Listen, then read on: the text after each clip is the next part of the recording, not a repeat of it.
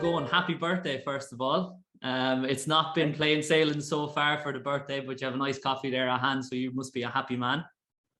Bro, you do that in the morning, you don't feel wood, it's a good day, you're alive. Like once you start getting to this number, you're like, fuck it, just regular day. Do you want to disclose what number you're at or no? 36. Oh, yeah. Congratulations. And you don't look a day over 30. Must be all the jiu-jitsu. You should have seen me before I went to Japan and had a baby. I was like, oh, I was very youthful, but that aged me a little bit.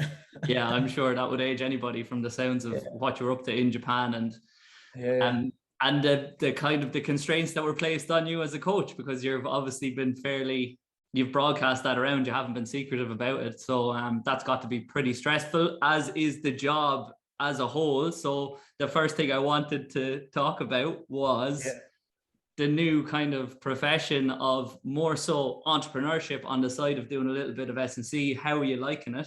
And what are the big differences? Well, I would not call myself an entrepreneur. I think you're an entrepreneur when you can go off into your yacht for 6 months and the businesses are doing better than when you left. So I own a job.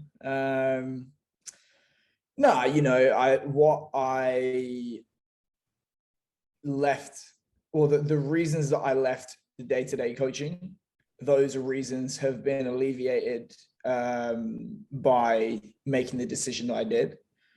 But there's obviously no such thing as a free lunch. You deal with a new set of problems in their place. It's just a question of you asking yourself, you know, has the balance shifted sufficiently that I'm better off than I was? And of course the answer is yes, you know. So the things that I was trying to get away from was the strain on family life, the fact that there's 168 hours in a week and 60 plus of them I'm giving up to someone else, where my earnings are capped no matter what. And in fact, if they could pay me less, they would.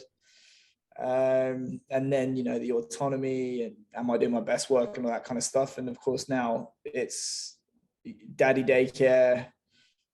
You know, how much I earn is up to me. Well, how well I work. And then in terms of, you know, doing the best work that you can, it's a different kind of work, but still purposeful, which is, you know, that's a good thing. And I get to take these like fun trips. Like I was in Mississippi on the weekend, so I got to hang out with Ole Miss football, which, you know, if you offered me that on a plate 15 years ago, I would have bitten your hand off. And now it's just, you know, a fun trip to take. Yeah, being your own boss is always good. But yeah, is there anything you miss from the environment of strength and conditioning? Yeah, I mean, I'm. You might have guessed I'm an extrovert, so I'm a pretty extroverted person, and the kind of like postcard version that somebody explained to me about whether you're an introvert or an extrovert is, do you recharge with people or by yourself? And I'm one of those people where if you ask me to just sit at a desk all day by myself with nobody else around, it drains the hell out of me. Whereas like I get my energy from being around people. And you know, if you're an extrovert hanging around anywhere between 50 and 100 other men all day, every day, it's like, you love it. That's why you get into coaching, I guess. And it is interesting that you do have, within a coaching setup or a group, you will have introverted and extroverted coaches, and they can kind of complement each other in different ways. So you've worked in a lot of environments and coaching environments. What kind of sets apart the good coaching environments from the bad coaching environments, as vague as that question is, and the kind of the relationships that you have to maintain within those environments? How best have you tried to maintain those relationships or have them functioning to a high degree? Specific if you want. Yeah, go on.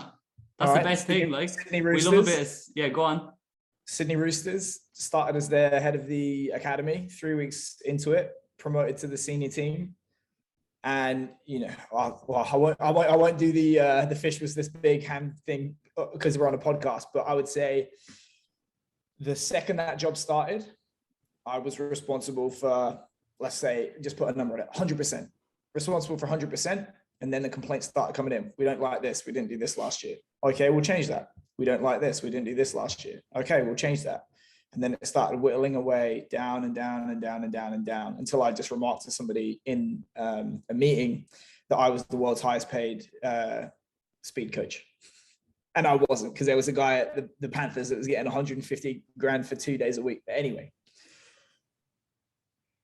what was difficult about that was you see your responsibilities dwindling. And basically it got to the point of, well, because we don't like the sessions, we're going to ask to see them in advance. And then basically the head coach's friend is going to check off and, you know, this, you're going to get approval or not get approval like that. And I basically said, like, you're treating me like a 15-year-old kid getting his homework checked. Not even a year later, 6 months later, when I transitioned back to Argentina, there were a few of us on the staff, but ultimately the performance director had other duties as well, as did I. But the week of New Zealand, where we played them in La Plata, he had gone off to a performance center somewhere else in the country. And I said, do you want to see the plan for this week just so you can check it off? And he said, no, I trust you implicitly, get on with it. So when you read people like Malcolm Gladwell in Outliers, Daniel Pink, I'm writing a module right now on management and systems for the next course that we're putting out. And one of the things that Daniel Pink talks about is autonomy, mastery, purpose. And having had the good side of that, Ian Taplin, my first ever boss as an intern, gave me an unreal amount of leeway as an intern. Martin McKay at the UAR, I would say Eric Coram, once he realized I wasn't a complete lunatic, he gave me carte blanche, whatever I wanted to do. Alex Codling, Rotherham Titans, all of those guys, we had an agreement about what it is that we were trying to achieve. And there were some things that I was going to be measured by, but how I chose to get there was up to me. And I tried to keep the good and get rid of the bad when I managed other coaches, which is prescriptive in the outcome, hands off in the process. And then again, Argentina, one of the things you learn from that is you are not your idea.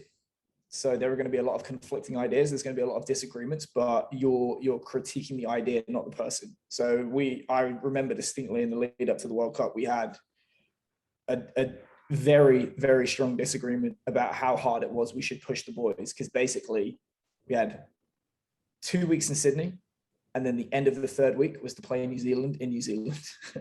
And we had boys that had come off, you know, a 6-week off season doing nothing in France. And it was like literally voices raised, strict disagreement.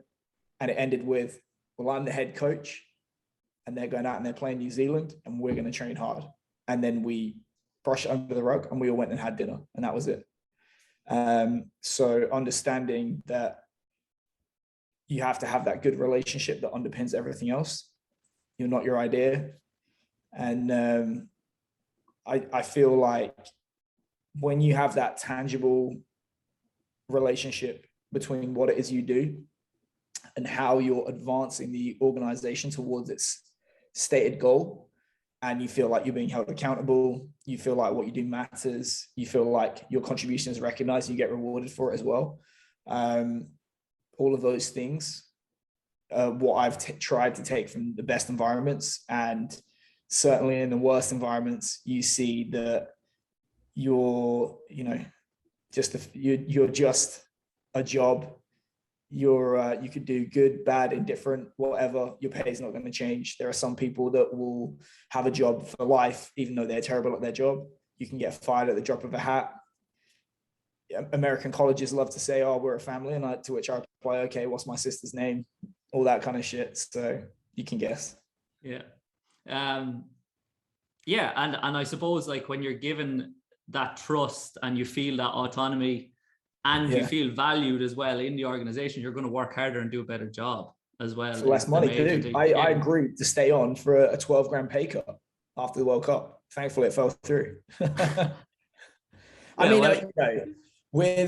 There's a difference though, Keir, isn't there? There's a difference between there's a difference between like when people hear value, you immediately go to the financial side of it, and that is one part of it. But like, I suppose you agreed to take the pay cut because you felt valued within the setup from the players and the coaches. I thought we were going to make the World Cup final in 2019. And as you said, you know, there are many ways to value someone. And if you do a sufficiently good job at valuing them in the ways that aren't money, overall, you might win. And one of the RG boys that ended up at Saracens made a point of saying that when he had come from Biarritz, and there's no way you're going to match French rugby money. Like, I think the salary cap is like, at the time it was 4 times bigger. Maybe not Saracens because they may have cheated it, but maybe. Gloss over that. Yeah. They bring him in. I got one about, there's a guy at Leinster apparently as well. Back in the day, they used to get around his salary cap they gave him a small stake in a construction firm, and then they built a bunch of apartments and then sold the apartments, and that was his money at the end of it. Famous back row that used to play for. Yeah, I know who you're talking about. Anyway, they made a point of saying, you know, we're not going to pay you as much as the French clubs, but here's the creche where, you know, you bring your kids to work every single day. Here's the catering. You bring the wives in. We eat lunch as a family every single day. Speak to the boys about the socials we do, all this kind of stuff. Here's the facilities that we have. Here's, you know, what we're all about. And they're the best team in Europe and will be for as long as they want to be. I know we're talking a lot about relationships here, but it is like a key point in how an organization operates, I suppose. Yeah. And something that kind of stood out, even though you kind of just mentioned it briefly, was with the RGs, like you said, right, we had a big falling out over an idea, as you said, so you were able to separate yourself from the idea. But then you went out to dinner afterwards. Yeah. So like you had that relationship outside of what you were actually doing. Whereas I would say that, I don't know now, but at the Sydney Roosters, if somebody's coming in and pointing out all the flaws in your work or their perceived flaws, it's going to be hard to go for dinner afterwards if they've been doing that for months on end, or even if it is only 3 weeks, like you said.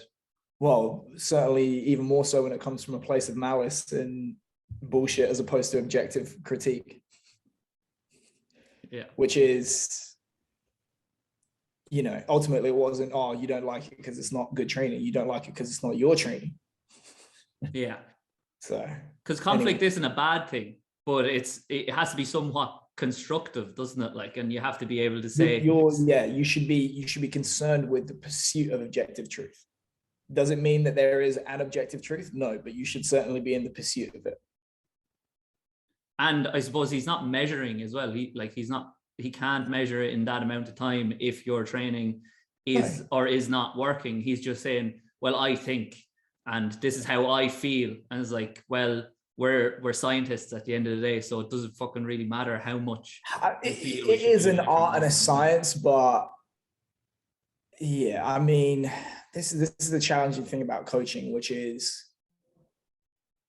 American colleges are full of this.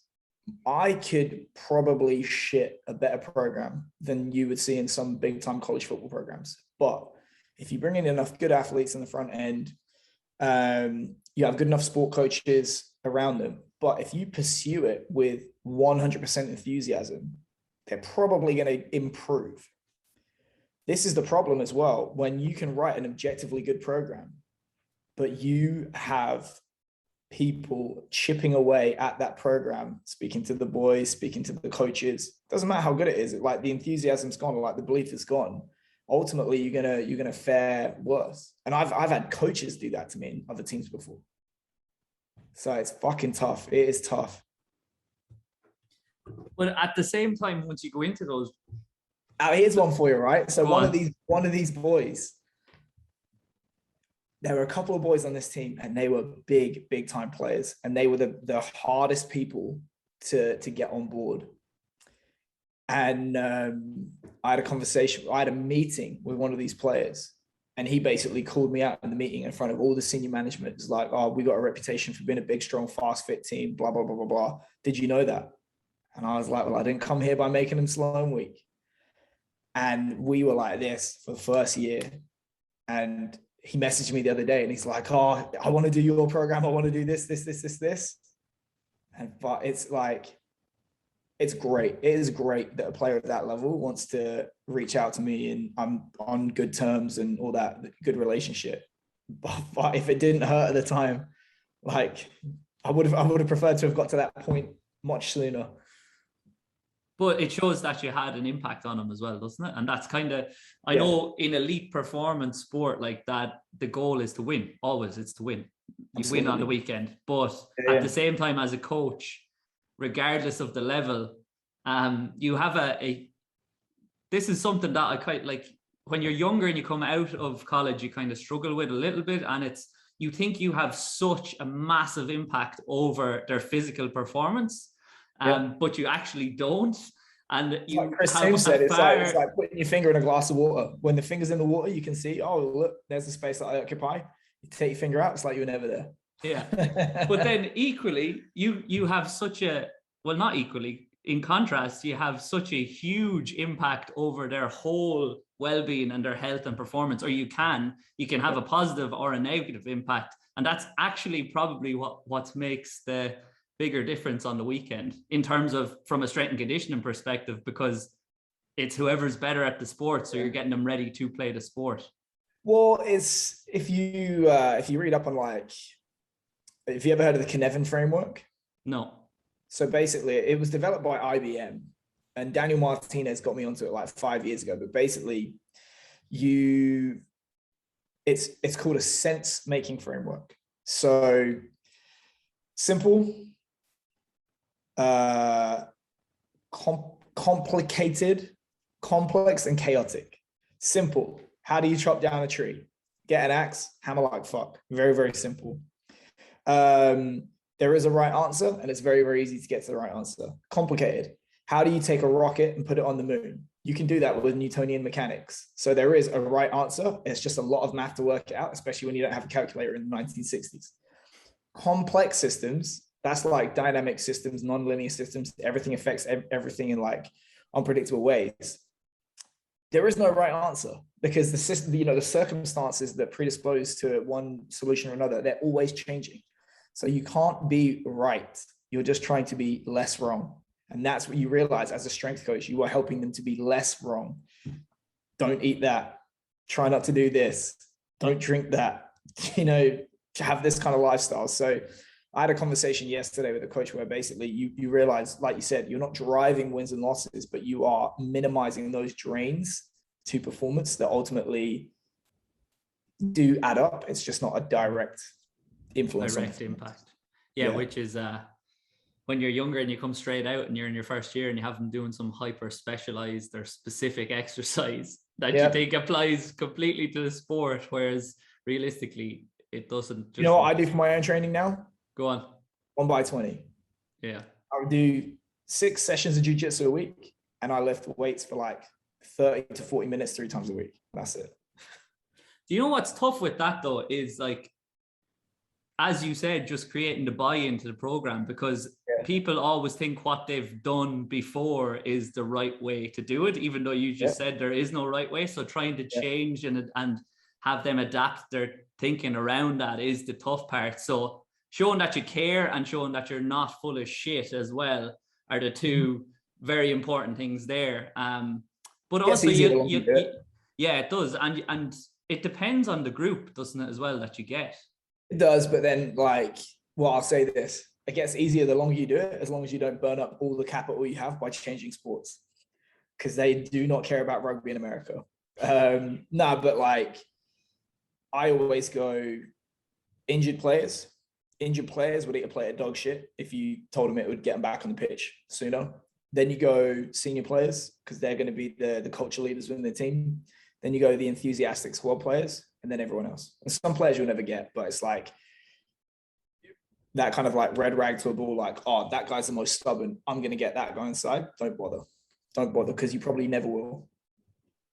And as well as that, you can have a big positive effect on the squad, but I know in an elite performance anyway, like the guys at the very top, they're going to be fucking sickos anyway. Like regardless of what you do with them, just keep them right. You're trying to raise the bottom level. And as you said, the bottom level guys are probably the guys that are injured, probably really enthusiastic as well, actually. Yeah. And some of the senior players that are just hanging on, that you just have to keep them, you have to keep them healthy so that they can play the game. So like that group, rather than the guy that's playing at the most elite kind of top level.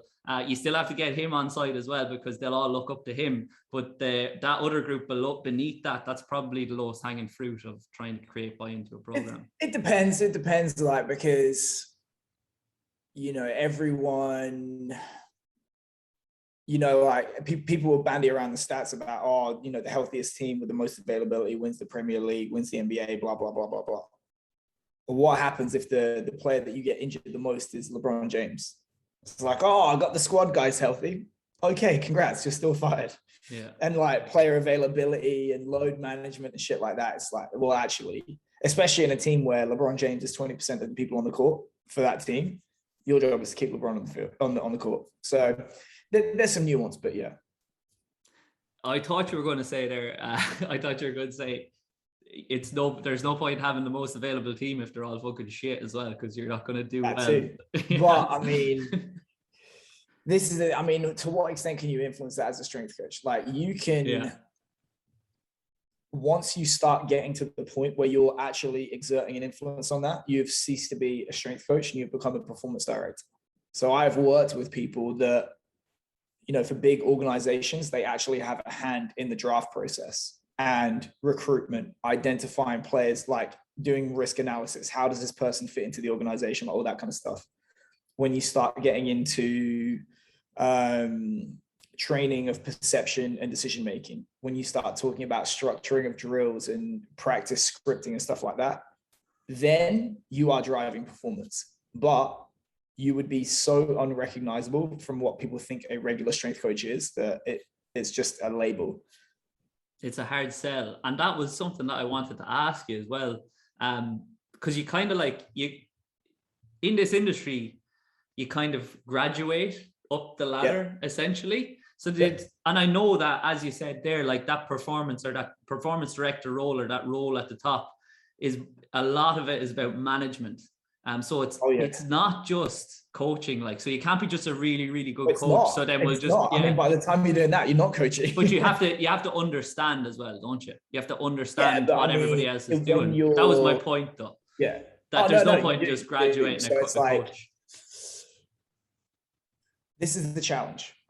The higher up you go within an organization, the more a diverse array of people ultimately answer to you, the more different roles you have to have at least a passing understanding of. Because here's the problem, like for most strength and conditioning coaches, I'll ask him, I'll say, right, do you feel that the average head coach or administrator can precisely define what it is you do in terms that are acceptable to you? And they'll say, of course not. I say, right. So why do you have any confidence in their ability to objectively evaluate how good you are at it? All right. Flip it. You're now the boss. You have athletic trainers, sports scientists, strength coaches, nutritionists, consultant psychologists, all answering to you. If you don't want to be that guy now or girl, now what you have to do is precisely define what it is they do, come up with an agreed set of KPIs that you're going to evaluate their performance and they agree to it. And then you have to work with them to come up with a plan there's going to be facets to each job.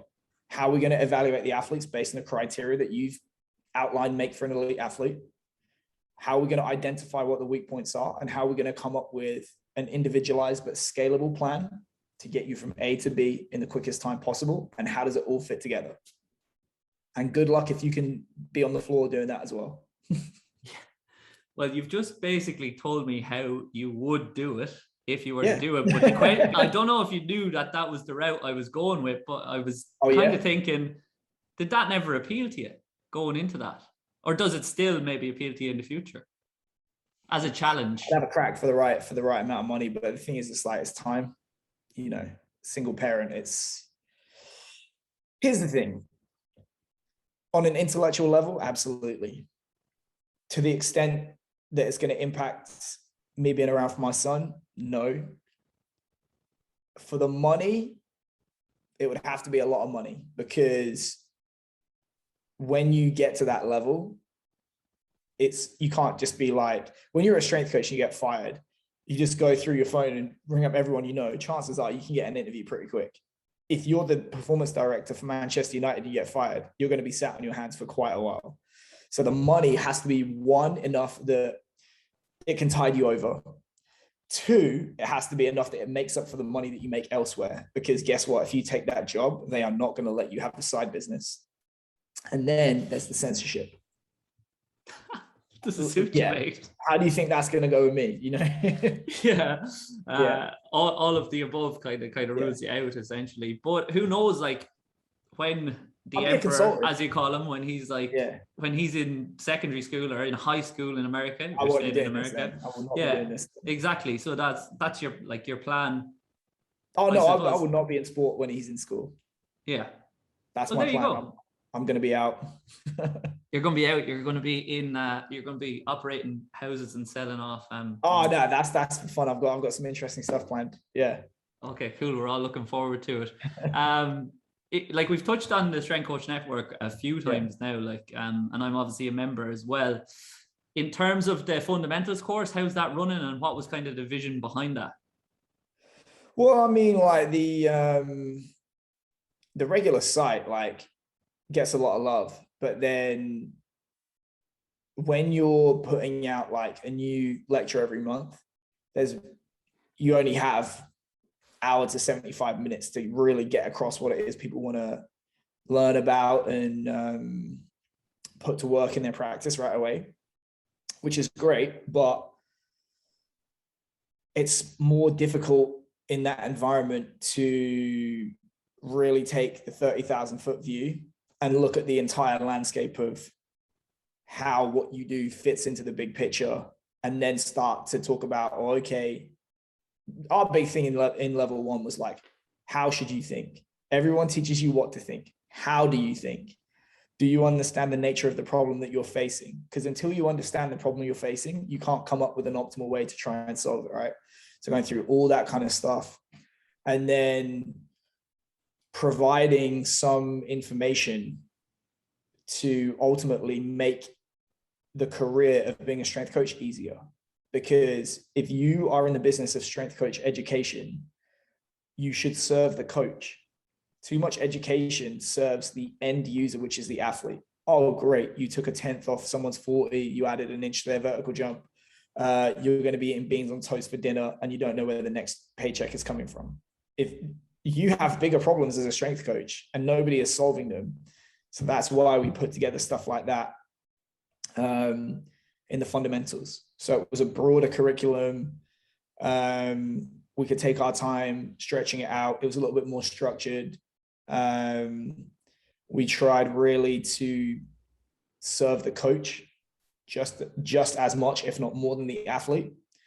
And the postcard, I boil everything down to postcards. If you can't write it on a postcard, you're not clear enough. And our postcard was, if we could lock an intern in a room for a weekend and we wanted to put them as far ahead of the competition as possible, what would it look like? And that was what we came up with. And level 2, which is dropping in 8 weeks, is once you've got that in place, how you become the head coach. So you become the head strength coach by being the best coach in the room. How do you do that? By maximizing performance. So having the ability, like, that process that we just talked about, you're just doing that in individual athletes. Why are you going to do what you do? How are you going to do it? When are you going to do it? And how are you going to maximize performance? And then the irony is, that's what makes you a performance director, but then your ability to be a performance director has nothing to do with that. And that's going to be level 3. Performance director. Yeah.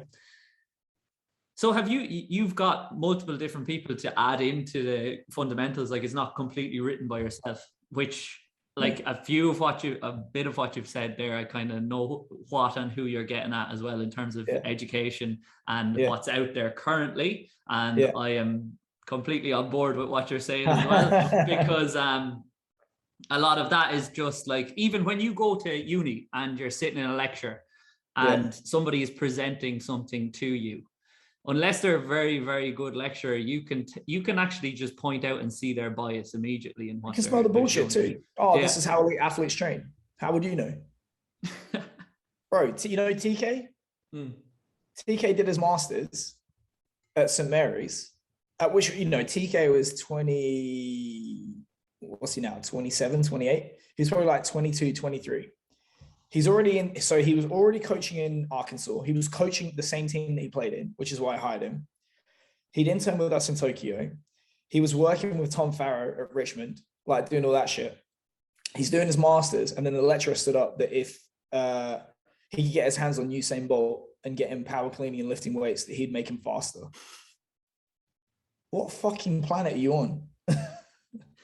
Yeah, that's what that comes back to, us thinking that we have much more of an impact than we actually do. And my way or the highway, essentially, like my way is the only way of doing it. And that just goes on everywhere in the industry, which is why I think watch UFC and be like, fuck, if he was doing that to me, I'd stand up. No, you wouldn't.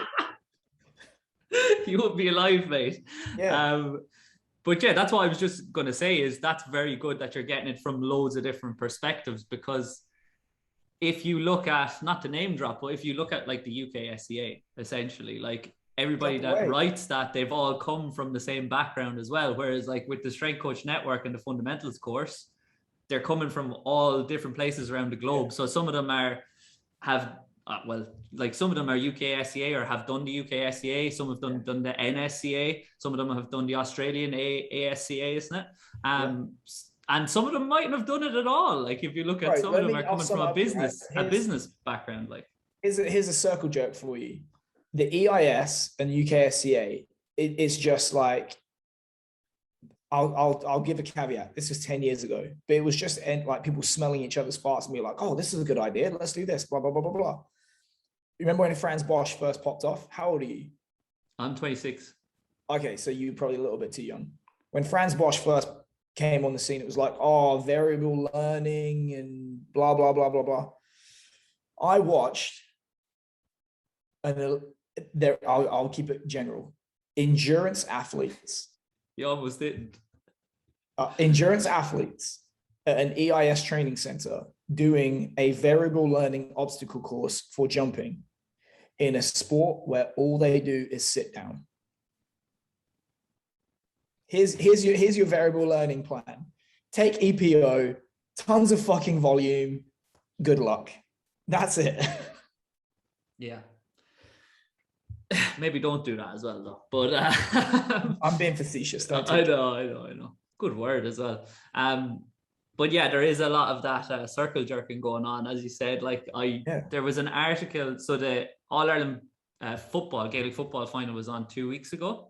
Yeah. And you wouldn't have heard, obviously, but Mayo were playing Tyrone, which was massive because Dublin weren't Barry's in it. Team, right? Barry Solon. Yeah.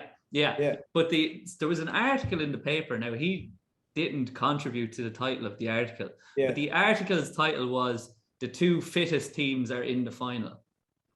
Yeah. And like, it's just like, fit for what? Like, do you know what I mean? Like, fit for their purpose. They're able to execute their game plan. They're fit to do that. But like, one team played a completely different style to the other team. So the problem isn't that, obviously they're quite fit, but the problem is that other strength and conditioning coaches, or not even other sport coaches and football coaches, will take that title and they'll go back to their teams and they'll say, we're not fit enough.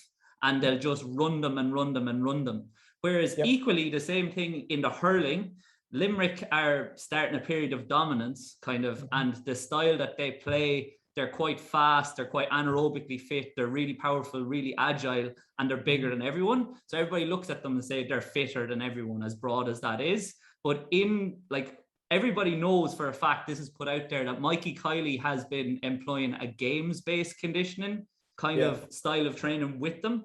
So like, it's not essentially just their performance levels in terms of like their actual performance metrics that are better. They're better at playing the sport, which is what I'm getting at. You know the best way to appear fit in a team sport? Never make mistakes. There you go. So you got Eddie Jones on your bookcase. Yeah, good spot. Eddie Jones with Japan did exactly what you're talking about. It wasn't, he didn't just go out, because if you look at international rugby, most tier one nations, like a second row, a lock, if you're not like 6'7", 6'8", you're considered small. In Japan, 6'4" to 6'5" is considered big. Same with the backs. Argentina, we had this a little bit. I think New Zealand had one or maybe a couple of players under 100 kilos. We had one over in the back line. Same with Japan. You cannot try and beat an Australia, New Zealand, South Africa and beat them at their own game. So he just said, you know what? Not going to do it. If you look at how he beat them, he ran them all over the field, and he did it with guys that were way smaller. So it's, you go to war with the army that you have, and you have to be objective in asking, where are we going to be strong? Where are they going to be weak? And then working backwards from that to develop your plan. Whereas you see it a lot of the time in football, like Eric, the guy that I work for, he tells me, like, he went to a team once, and this guy pulled out a binder from 2003 and was like, oh, this is what we won the championship with 3 teams ago. And it's like, well, guess what? It's not 2003. We don't have their strengths. We don't have their weaknesses. The game has moved on. It's like, you can't do that. That's why it's important as well, when you go in as a strength and conditioning coach, the first thing you ask the head coach is, how do you want to play, before you put a program together, like, because that's the most important thing. You have to condition them to play the type of game that they want. And I love what you said about Eddie Jones as well, because he also, in terms of a coaching perspective, like, he found a team identity that they could buy into, and they developed their own way. They changed the game so that they could win the game. And that's something that, like, kind of irks me in terms of rugby circles a lot in this country especially, is because we always ask, oh, why can't we play like the All Blacks? Why can't we play like South Africa? Why can't we play like England? Because we're not them, like. Yeah. Like, you can't. The amount of conversations I had where they said, oh, well, the All Blacks don't do this. Are you saying they're wrong? And I would just be like, yep. Bronco tests. Do you remember Cool Runnings? Yeah. Just be Jamaican. Stop trying to be Swiss. Yeah, exactly. But yeah, and then, like, when it comes down to it, I know, like, this is armchair analyst kind of, or analysis kind of stuff now, but, like, Lions tour, I know you're not really following the rugby that much anymore, but, like, they go down to South Africa and they say, what'll we do? We'll beat South Africa at their own game, rather than playing our own style and our own brand of game. And, like, obviously you can't say that that's why you lost, but you did lose at the end of the day by trying to play a team their own way. It's tough in that situation because you have so little time. You don't actually have the time to let a culture emerge. So I think the team ends up taking on the culture of whoever is the head coach. And the way that he likes to coach is the South African style of rugby. You know, if you look at, like, the players that have come up through Wales, the side, I mean, you have exceptions like Lee Halfpenny, Shane Williams, like smaller guys like that, but then George North, Jamie Roberts, Alex Cuthbert, like all that kind of stuff. The problems that arise, it's many problems. You should be surprised when the British and Irish Lions win a series, but it's like, well, what happens if you've got Irish guys that come in and they're used to playing a certain way, and the Scottish guys and the English guys, and then they're playing with that, like, Warren Ball. That's the challenge, though, isn't it? That's the challenge of coaching Lions, like, to bring them in. And that's why I think he probably picks a lot. He sides with players that he's worked with before, which is a good theory to go with as well. Like, I mean, that guy, there's certain individuals in the field where I'll tell you for a fact, Eddie Jones, they still talk about him and Suntory in Tokyo. He hasn't worked there in, I mean, full time, it must be 15 to 20 years. They still talk about him. They still ask his opinion, all that kind of stuff. When I was at Wasps, they were still talking about Warren Gatland. Yeah. And I was at Wasps 7 or 8 years after he left.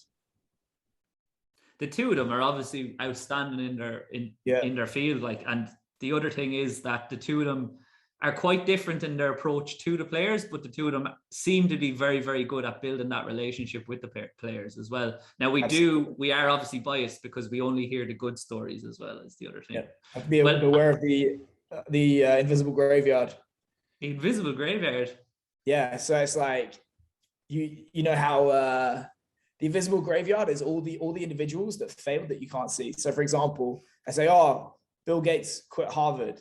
Mark Zuckerberg quit Harvard. Well, guess what? For every one of them, there's 100 people that dropped out of Harvard that have not done shit. Yeah. And it's probably a bit ironic for me as well, pointing from an outside perspective and in my analysis hat on, but you always do, like, you're human, like you have to have some sort of an opinion on things. And I wanted to get your opinion on this kind of stuff, because I know you were actually a league head when you were younger, weren't you? And then you got into so I'm from Northampton. So that's obviously a very, very big rugby town, rugby union.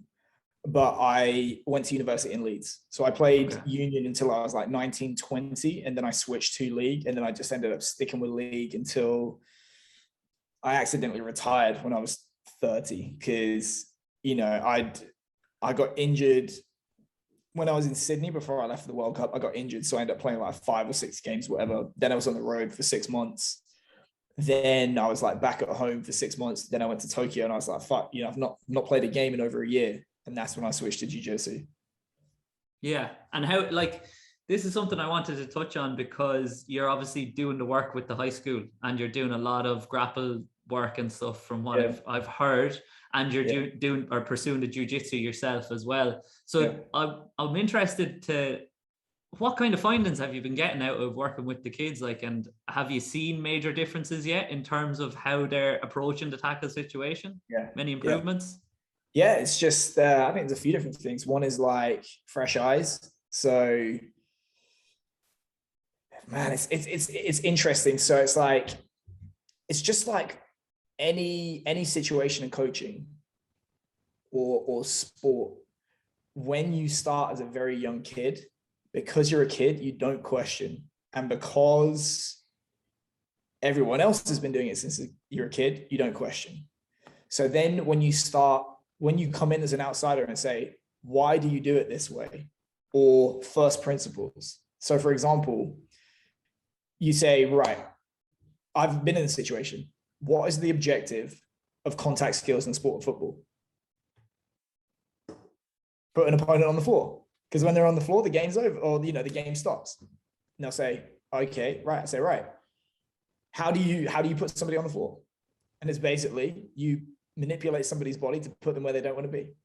How do you do that? Make them unstable. How do you do that? Raise the center of gravity, take away the base of support, push the center of gravity outside the base of support. Like all these kind of things. And it's like, you say that to people and they're like, what the fuck? But then it gives you that lens to work backwards from everything. Because if we're doing a tackle or grapple skill and it doesn't do one of those 3 things, we're probably wasting our time. So it's been very, very fun for me, because it's obviously like taking the same kind of like mental processes and skill set, but just applying it to something different and in a different sport. And you know, shouting head on the wrong side 20 times a session is good fun for me, because they all, you know, the helmet gives them a false sense of security. To them, the head is just another thing that you can use to block somebody's path. But then when you have kids coming up to you and say, oh, you know, for example, this kid came up and said, oh, I did a level 1 tackle in a game because I stole from USA Football, Andy Ryland. Yeah, well, you might as well steal from the best as well. And so like, level 1, knees are below, level 2, up to just above the waist, level 3, anything higher. But then there's going to be different situations where you use different tools. So once they start to see that and it clicks and they start to execute, it's very, very rewarding. This is a bit of a nerdy S&C question now, but have you found a sweet spot in terms of contacts per week or days that you work on it yet? Or have you even thought about that yet? Been a contact coach for 3 months, and there's no way you're measuring that. And that's just organized. I didn't know it was that recent, to be fair. Then the other thing I wanted to say was, we like, as coaches, kind of the line can be fairly vague between, say, S&C and then moving more towards skills when you start talking agility, contact, grapple, and you can step on a few toes, as I'm sure you're well aware of, if you are working on those things. Do you think that that's where the industry kind of is moving, where you're going to see more coaches that are not doubling up, but are kind of more of a generalist with a specific kind of tool that they can use, or a specific kind of quality that they're able to coach well? I mean, James Smith is right. There is no strength and conditioning. There's just training. Yeah. If I remember I was at a dinner once with Joseph Johnson from Ultimate Athletes Concepts, and he said, in the East German system, everything is considered an exercise. So 7-on-7 with a half field in football is an exercise. The squat is an exercise. Throwing overweighted balls is an exercise. So once you have that mentality, it's like all exercises serve a purpose to result in a specific adaptation. Some of it's going to be technical, tactical, physical, psychological. In theory, if you're the head coach and you're responsible for it, you should have an understanding of it and understand how to manipulate it. You might delegate certain activities to athletes that have particular strengths in their skill set, but everyone is a sport coach. Everyone. Some people just don't realize it. So when you're like, oh, that's my part, stop treading on my toes. I mean, I'm kind of blunt. Sometimes I'll be like, well, when you coach it, I will. You coach it badly. That's why you see as well, like there's kind of a reluctance in this country anyway, maybe it's all over, to get the strength and conditioning coach out on the field. It's just seen as, you're the strength and conditioning coach, stay in the gym, send them out to me, and we'll do what we want on pitch. There's many reasons. One is the accrediting bodies and the universities push a scalable model of education. So no institution wants to be taking students out to a field, out to a 3G, to do all this complex stuff. They just want to bring them into a lab. Oh, vertical jump, power clean, blah, blah, blah, blah, blah. And the most scalable thing of all is just adding more chairs to a lecture room. So that's one problem. Another problem is when you get to on-field situations, speed, agility, decision-making, and so on, it gets very, very murky. How are you improving performance? Are you improving performance? It's very, very easy to say, oh, MAS went up, vertical jump went up, power clean went up. So you naturally will gravitate towards the things that you can demonstrate. Look, there's that thing that I improved, and then pat yourself in the back for it. When in reality, you might have actually had way less impact on performance than if you actually chose to go towards those murky areas. And then, like you said, there is that political element as well of, again, it makes me unpopular, but I'll say this. Most strength coaches have a far better understanding of what it is the sport coach does than the reverse. Mm. So if there has to be a coming together of the two, the strength coach is going to advance way closer towards the sport coach than the other way around. And that's when people start getting uncomfortable. So again, it's like I am not my idea. Either you're going to have a head of performance overseeing both those individuals and say, no, you are going to play together and you are going to enjoy it. Or you're going to have a very comfortable sport coach. Yeah. That says, actually, I don't know what I'm doing and I want help. And can you work with me on putting this together? And I've seen it a handful of times. For example, go on. A handful. I can count on one hand. But like, I'm working with one at the moment, which is great. Yeah. It's the best, like the most. Yeah. You get so much freedom and you can have such an impact. But go on, give us a shot. Yeah. So Eric, when he arrived at William & Mary, sat down with the volleyball coach, and he said, right, so obviously we want to train specific for volleyball. He's like, yep. And he said, obviously the way that we're going to train specific for volleyball is we're going to work backwards from the demands of the sport of volleyball. And he's like, yeah. And he said, okay, how long is the average playing volleyball? And the coach is like, I don't know. He's like, right, how much rest do we get between plays in volleyball? And he's like, I don't know. How many plays in a set? How many sets? And he didn't know. And the realization of like, well, I'm the master of my sport and I don't know the demands of my sport. That's a big fucking problem. But once they had that conversation, that guy is now one of the best sport coaches I know. And he, with a couple of prods from me, came up with a volleyball specific test for his girls. So it can be done. And that's a great impact as well. What springs to mind there when you're just talking there, and probably just because you mentioned Leeds as well, I'm a Leeds United fan, and I absolutely adore Marcelo Bielsa and what they've brought in over there in terms of murder ball as a technique, which they play on Tuesdays. Have you heard about this? No. In terms of sports-specific conditioning, basically what they do is they condense the field. Yeah. They, well, I would say, like, he's a bit of a genius, Bielsa, so he's kind of open to new ideas, and it is kind of a new idea. And Leeds are, in broader terms, as we were talking about, it's being said that they're the fittest team in the Premier League. Yeah. But this murder ball, so they condense the field, they bring it down, I think, to 9 or 10 players a side. They line but all the player density goes right up. Yeah, they put all the coaches round the side of the field. Yeah. And they work to their worst case scenario in terms of the amount of time the ball is in play. There's no fouls, and the second the ball goes out of play, all of the coaches that are around the perimeter have a ball each, and they throw a ball in immediately. Argentina were doing that in the lead up to the World Cup. We used to fucking I'm not taking it away from it. Relax, will you? Right. We had guys on the sideline. We never had line outs of scrums. It literally, the second it went out, one of the coaches, ball in, go. Yeah, that's funny.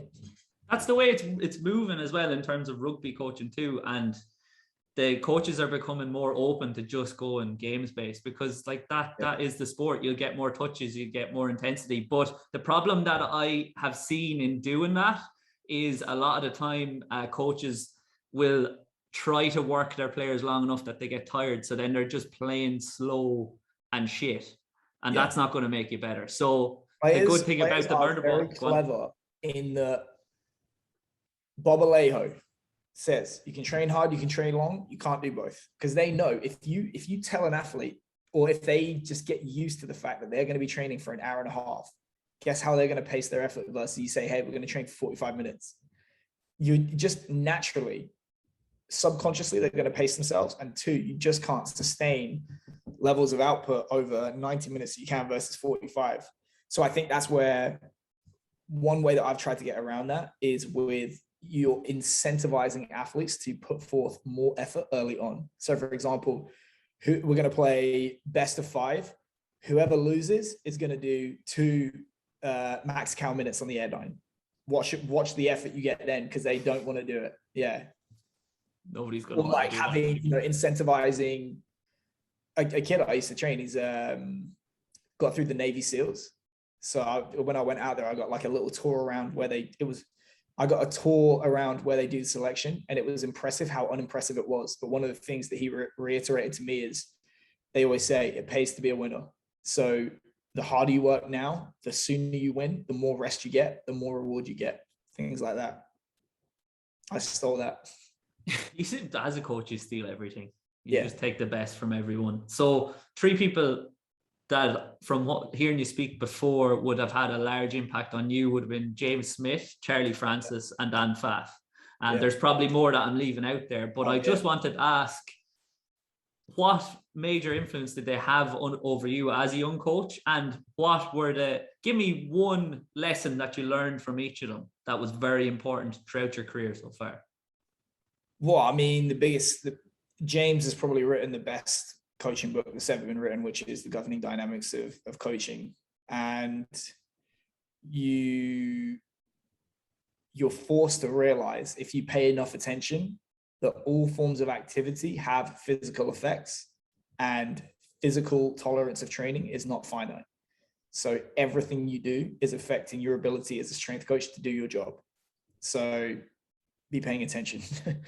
Who was the other one? You said James, Charlie Francis. Yeah. Charlie Francis, I would say, is, it's the high-low consolidation of stresses. It's quite a counterintuitive thing to do, but keeping the highs high and the lows low, and having that variability day to day actually permits more adaptation over time. And then Dan Pfaff is like, it's a pithy quote, but he says, like, the body loves biomechanical truths, and there, of course, many roads lead to Rome, but some of them are paved and straight. So there's going to be better and worse ways to do things, and if you can define and measure and work towards those biomechanical bandwidths, you're probably going to be onto a winner. And when he presented at Wasps in 2018, I was on the staff at Richmond, and they said, "Oh, we need someone to pick up Dan Paff from the airport." And I was like, I'll do. So I got, 2 hours with Dan Paff that nobody else got, which is pretty special. Like me and Tony volunteered for that. And I just remember being struck, like when he did his presentation, you can see this on the website. At one point, I think it's Christian Malcolm. He's reviewing slow motion video of Christian Malcolm. And he just pointed out, he said, "Oh, as you can see, the ripples in his t-shirt, that's basically how the fascia is going to be working on the back of his body. You can see the asymmetry here versus this side and blah, blah, blah." And I'm like, look, that meme where the woman's like looking at it like this? Yeah. And I was like, fucking hell, there's levels to the game. But that was one of the first ones that I watched on Strength Coach Network. That was the like, he's been doing it 40 years. What like, is he talking about? I would not be at this level if you gave me 100 years. Yeah. And that was, I've been really lucky to meet a lot of my heroes in this field.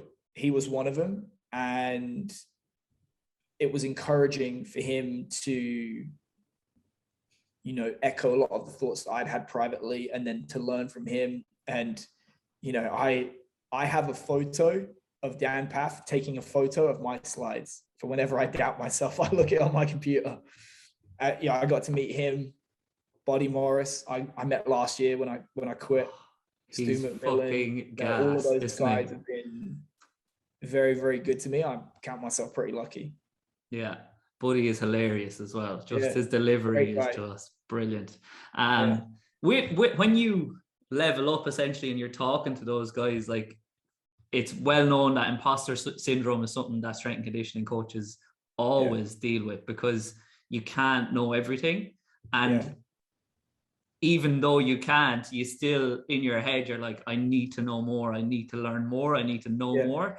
And when you go to that upper level and you use those coaches as a sounding board and you present what you think to them, probably similar to what this is right now, and they just condense it and present it in a lot more concise way. But what it is it kind of validates you in that, right, I somehow know where I'm going with this. They're much better at they understand it far better than me, but I'm not totally full of shit. It doesn't matter. Yeah. Sorry? They spent 20 years chipping away the stuff that doesn't matter. So everybody has to be bad before it can be good. They're just further along the road than you are. And that's why in this day and age, it's kind of strange, because I would imagine when you were in your development, you would have had to go out and seek. Yeah, well, we all are. But when you were a lot younger, you would have had to actively go out and seek mentors and seek mentorship opportunities and learning opportunities. Whereas now you still have to do that. But because of the internet and because of COVID, it's all right there. Like, just click, like. Yeah, I think if you're going to sound like fucking E.T., the hip hop preacher. If you want it badly enough, you'll find a way. It's maybe just a little bit easier to take the first step now, but there's way more noise. So if you want it bad enough, you'll find a way. This might seem like a bit of a jump off topic, but we are going very in depth here. So, like, when I was writing the questions, there was one that probably stood out to you as that's a weird question. But I know that as a coach, you have to be constantly questioning why. So, and as well as that, a lot of strength and conditioning coaches have an inherent kind of problem with authority. Definitely me anyway. So my question was, when you were in school, were you just that kid in class that was just like, why and why and why and why? And do you think that those kind of people are the people that make the best coaches? That's a very broad statement as well. Well, I wasn't misbehaved. So I did, for the most part, behave. I was not like a badly behaved kid. But there was a progressive decline in my grades the longer I was in school. So I academically never really struggled. So I would say until the age of 11 or 12, I was like straight A's across the board. And then what happened is once I got to 11, 12, 13, 14, and going on and on and on, if it didn't interest me, don't care. If you couldn't justify to me why I should do it or do it this way, didn't care. So there were, so then, you know, like for example, my GCSEs, I think I don't know what it is in Ireland. I think it's a different system. GCSEs, I did 12 of them. I got 9 A's, 2 B's and 1 C, I can remember. And it was a shit where I thought, all right, this is not going to be interesting. I don't, you know, you've not justified it to me. I'm not going to do it. When it got to university, again, because I'm an extrovert, because I'm an asshole, because I didn't have to pay attention to retain information, never took any notes. So I just fuck around in lectures. And I got hauled into whatever she was like the head of the program. And she said, I'm getting complaints about you from lecturers, where she basically said, you divide opinion. There are those that love you and those that think you're an asshole and nobody in between. And clearly the ones that didn't like me were the ones where I arrogantly didn't feel that you did a good enough job justifying to me why I should pay attention and blah, blah, blah, blah, blah. And she, you know, her words were, she said, you know, it's clear that, you know, you're one of the more capable students, but if you feel that something is not in your interest, I need you to shut your mouth and stop distracting other people. And I said, okay. Did you actually say okay? Yeah. And you went away and you did it? I tried. Anyway. That's what I was saying. I do remember, she was the head of the program, and then there was another one that was like the head of the year. And, you know, this is like, I graduated in 2008. And then I actually came back to do a little like day seminar in Leeds in 2014. And I made a point of coming back to her and just saying, you know, hello. And I brought a bottle of wine and stuff like that. And she was like, fucking hell. Like, I didn't think that you would make it, you know, I put in air quotes, make it, but yeah. Ultimately, I think I was the only one on that entire degree program in my year that worked at the elite level in team sport, which is a fairly interesting indictment of postgrad or, you know, undergraduate degree programs. That's it though. Like I did sports science and health, and I'd say more than half of the people in my class aren't working in sports anymore. Because you can maybe no, that's good. Maybe it's because once you get out, you're already sick of it, or maybe it's because it's a Ponzi scheme. None of what you fucking learn applies to what you use. Like, it's a Ponzi scheme. You know, how many new sports science, health, kinesiology graduates enter the workforce every single year? Way more than leave. Guess what? You know, how many more jobs are being created? Not that many. It's just, it doesn't fit. You know, A doesn't fit into B. I actually struggled with that in uni, but there was a couple of lectures that and like I just thought there should be more practical elements, and then the practical element that we had, one of them in particular, we had to learn how to do step aerobics, and I went the first day, and after that I just didn't go anymore, and I actually got in trouble because of it, as you were saying. You know what? I just remembered I didn't answer your question. So, who do I think make the best coaches? Certainly, that's one thing, because it's like there's a book called is it like, I forget the name, it's by Howard Marks. He's the head of Oak Tree Capital, and he talks about if all parties in a market have the same access to information, they bid up the price to the point where there's no profit, there's no value left to capture as profit. So in order to be a successful investor, you must be a contrarian to invest your money where others aren't, but have the good judgment to know that the reason others aren't there is not because it's a terrible idea. All right. So you have to be a contrarian. And back yourself there as well. Exactly. You have to have the judgment. You have to have the risk tolerance. and you have to have, some luck for sure. But as well, when you look at elite athletes, one of my favorite quotes, I was working at a bar when he did this. I think it was like Rooney's first or second year at Man U. Do you remember that he hit this goal against Newcastle? It was just fucking ridiculous. It was like 40 yards out. And they said, "Oh, what was going through your head when you scored that goal?" He goes, "Oh, kick the ball as hard as I can." Because they're so good, because it's so intuitive, it's so ingrained. Those people do not make the best coaches, because you actually need the slow twitch, try hard, dad bod athletes that have to think about what it is they're doing to coach other athletes. Because, to steal from John Danaher, the role of the coach is to make the implicit explicit. It's great that you can do it, but until you can break down exactly why you're doing it and how you're doing it for somebody else, you're not a coach. That's exactly what Daniel Moore said last week or 2 weeks ago too. And I would say that is fairly applicable to jiu-jitsu then as well, because it's constantly learning and refining your system, isn't it? So is that why you enjoy it? or being choked out, essentially? My system of double leg people and try and pull their head off is not the best. Do you find that some of what you work on there applies back into your coaching then? It is one of the best things I've ever done for being a better coach.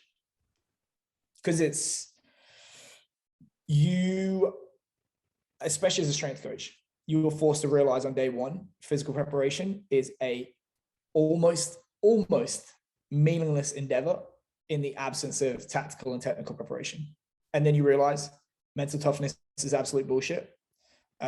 You realize as well that in team sport, because of all the moving pieces, you lose sight of what it really is, which is it's a series of one-on-one contests. And then you think about your own one-on-one contest, which is what you're doing every single session for, 20, 30, 40 minutes. You think, right, how do you win one-on-one contests? And then you start reading The Art of War and you realize it's force, speed, misdirection. Then you start reading about you go down the rabbit hole. It's one of the best things I've ever done. There's a lot there to take in, kind of, that I would love to touch on. I'm conscious for time is the only thing that's why. I know I was late starting, but we can go as long as you want. Okay, cool. What about what is his name? Miyoto Musashi, Book of Five Rings. Have you read that one as well? Some of what applies in that. It's not as applicable as Art of War, but it definitely makes you think as well. And it kind of comes back to James Smith and what he talked about in his SCN presentation when he said, like, in terms of strength and conditioning and sporting endeavors, where we are now, it's a blip. So like what they have done before can be applied. And I was talking on the podcast last week about, so my background is obviously rugby, but I'm working with a Gaelic football team. And we were in team meeting last week and we were talking about, and I was just sitting there and I was just taking it in and saying all team sports are the same. It's just find the space, identify the space, take the space and execute and score, win the game. Create and convert uncontested scoring opportunities. It's ridiculous, like how applicable. So then you always look for strength and conditioning coaches to be specific in their sport or in their endeavor, or even sport coaches. But we can learn so much from people across fields. It's mad that people don't connect with others so much. Like even touching back to Eddie Jones and tactical periodization, like Pep Guardiola, Bielsa, Pochettino, all these guys from football, he basically stole it, as you say. And you have to steal things from everyone to improve. It's like I guess it's like, do you have to be do you have to have come up through that sport and be an expert in that sport to be world class? Probably. But the fundamental building blocks are basically the same. It's like being, whether you're a sushi chef or you work in a steakhouse, everybody's working with the same flavors. It's just like, and a food technologist can tell you, this flavor, this flavor, this flavor, this flavor, these are the building blocks. Here's how they work together, that kind of stuff. And then once you have an understanding of that, then you run with it. And then you have your specialization and stuff like that. But yeah. And then something that I was going to talk about then as well, moving from jiu-jitsu over into MMA, because jiu-jitsu is one of the parts of MMA essentially. And we're talking about lots of things being applicable to one sport, like coaching for that sport in terms of S&C, like is just, it's very much new, I suppose, but it's just so tough, I would say, because there's so many factors and it's so highly individual based on how you don't play you don't play MMA, but how you play the sport. Like, well, I went to a conference like 18 months ago, and the guy that I spoke to most, the other presenters, was Bo Sandoval. For that reason, I was like, someone introduced me to him, and I was like asking all these questions. It's crazy. Like, for example, the thing that stuck with me that he talked about is obviously the time motion demands of the sport are going to inform how you train, how you prepare, stuff like that. Strawweight women, the average fight duration is just shy of 15 minutes. So almost everybody goes the distance in strawweight women. What do you think the average fight duration is for heavyweight men in the UFC? Oh, 90 seconds, is it? Exactly 90 seconds. Or like 70 oh, yes. It's literally, he told me, he's like, the heavyweights, we're not expecting it to go 50 minutes. Like, they're going to, like, for the most part, it's glycolytic power, windmilling, done. Do you see Ngannou, who did he fight? Rosenstrike, was it? And he just ran across the ring and started swinging. And the coach said, when he turned around, he was pissed off. He was like, why have we been doing all this boxing training for the last few months when you were just going to do that? Case, worst case, yeah. Yeah, I suppose. But like, we could have just trained you to do that. But I mean, if you think about it, like, I was talking to TK about it. Think about heavyweight championship fights that went the distance. Stipe Francis 1, DC Stipe 3. Yeah.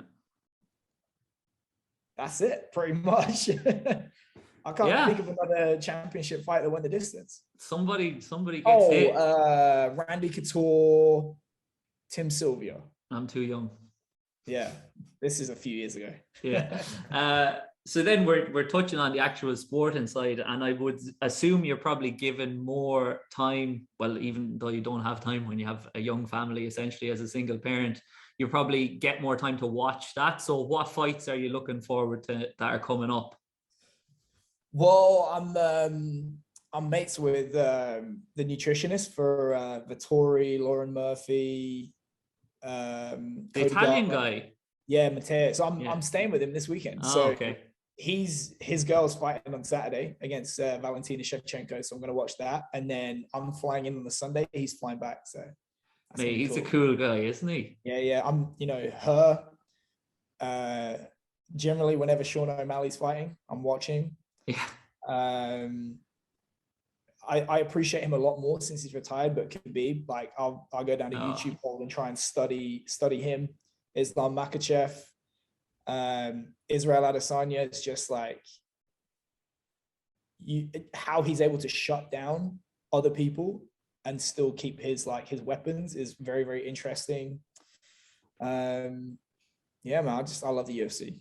Yeah, as do we all as well. So then the next question is, what fights need to happen in the next 2 years, do you reckon? Or else we might as well throw them out, because the good thing about the UFC is the fights typically do happen eventually, whereas like in the likes of boxing, we could be waiting a long time before we see actually Tyson Fury versus Joshua. Yeah, well, here's the thing. Kamaru Usman, I think, is going to absolutely clear out the welterweight division, but he won't go up to 185 and fight Israel Adesanya because they've said that, they're both Nigerian dudes. They don't want to fight. So I guess who's the champion at 155 now? Who's the champ? Oh, Oliveira. So Oliveira, is he going to come up to 170? But I mean, Oliveira needs to clean out that division. Israel Adesanya is obviously just going to be the 185 champion forever. He's not going to win 205. John Jones needs he thinks he is. Yeah. John Jones needs to move up to the heavyweight and fight for the belt. He's already moved up, but he needs to fight. And then I know he's a bad boy and he's done all the drugs and stuff like that, but I love TJ Dillashaw. I love him. So I'd like to see him fight for a belt again. And then, you know, on the women's side, Amanda Nunes is a beast. A beast. It's weird, isn't it? Because like in each of the divisions, there seems to be like one clearly outstanding individual, but then before, when that happened, there'd be one clearly outstanding individual and nobody close to them. Whereas now there's like one person that's really, really good. And then there's like 5, 6 people underneath them that are all kind of on par. Yeah. And all of them could take them. So that's what makes it interesting as well. But we could go down a rabbit hole talking about that all day. So I don't like, everybody asks you the same questions all the time. So I was like, I might as well ask here some actual things that he's interested in, because he's getting out of strength and conditioning because he's fucking sick of it anyway. So I said, what are your top 5 to 10 rappers of all time? You can give me 5 or you can give me 10. 5 is sometimes too little. I'll try doing this to TK. Biggie. Nas. Yeah. MF Doom. Yeah. Big L. Yeah. In this order. Sorry? In this order. No. Don't put that on me. Andre 3000. Yeah. Eminem and Jay-Z. See, once you get outside 5, it's easy. It's not though.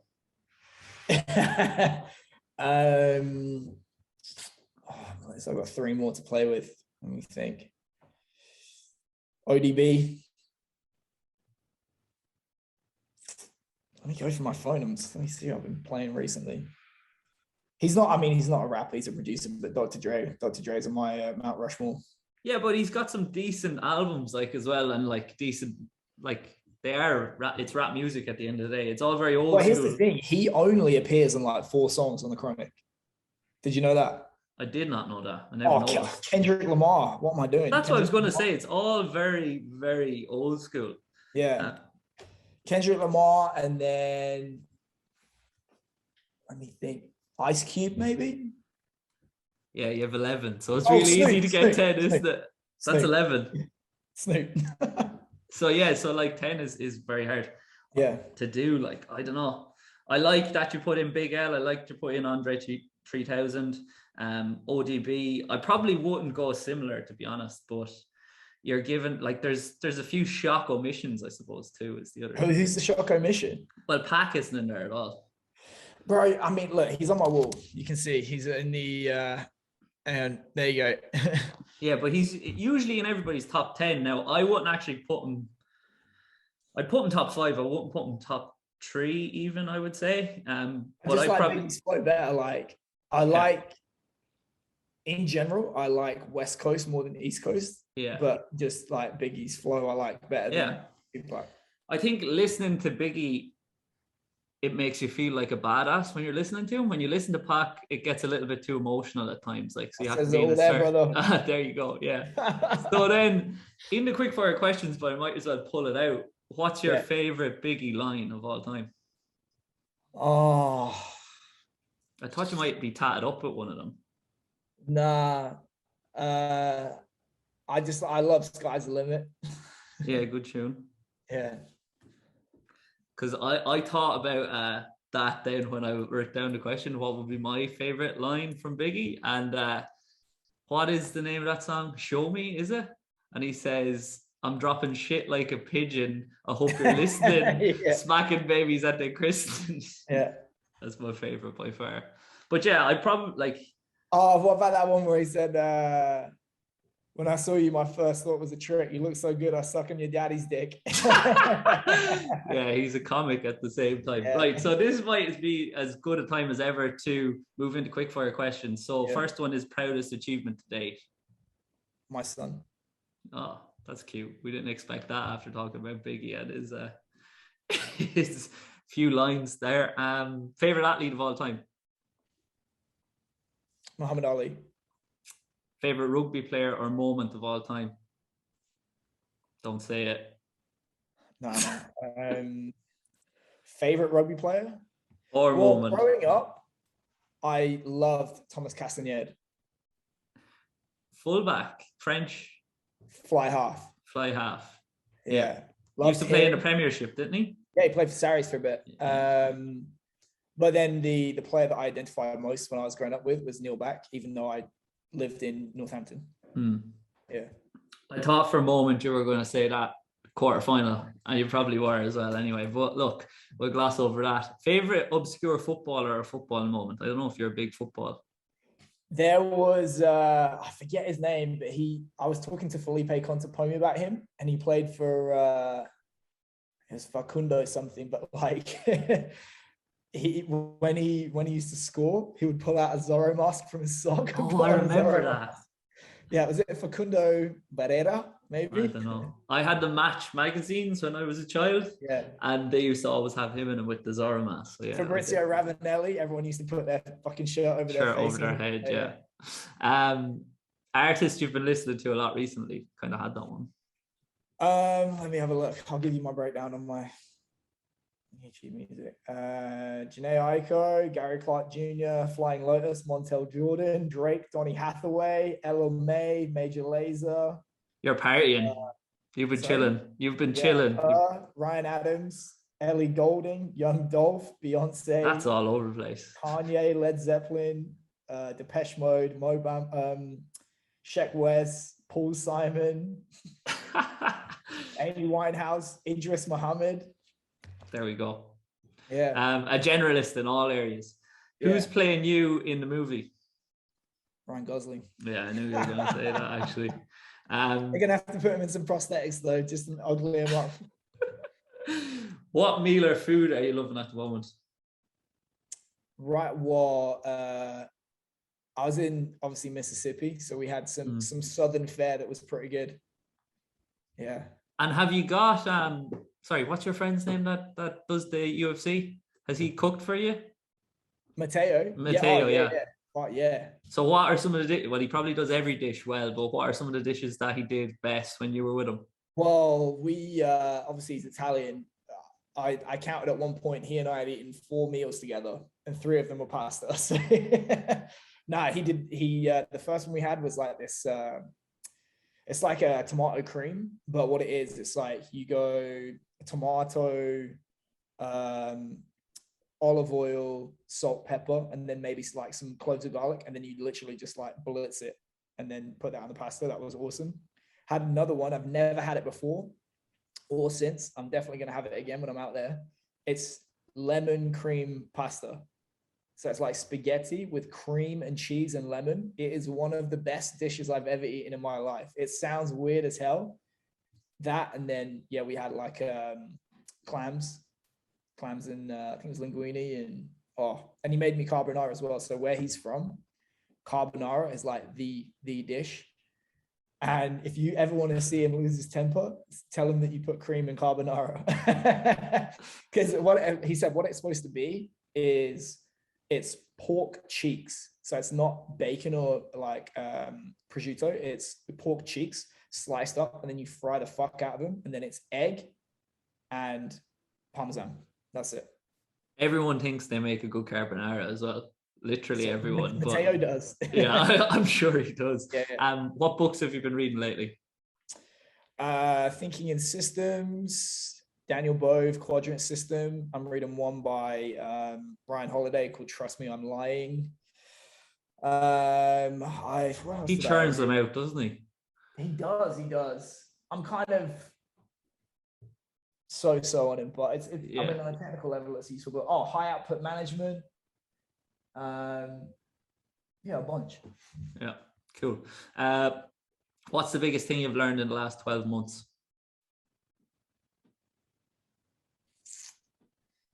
Let me think. What would I say?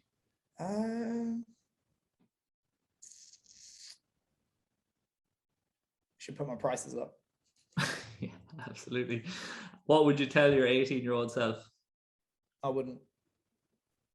Sweet. Thanks a million, Keir. That was brilliant. Thanks for coming on.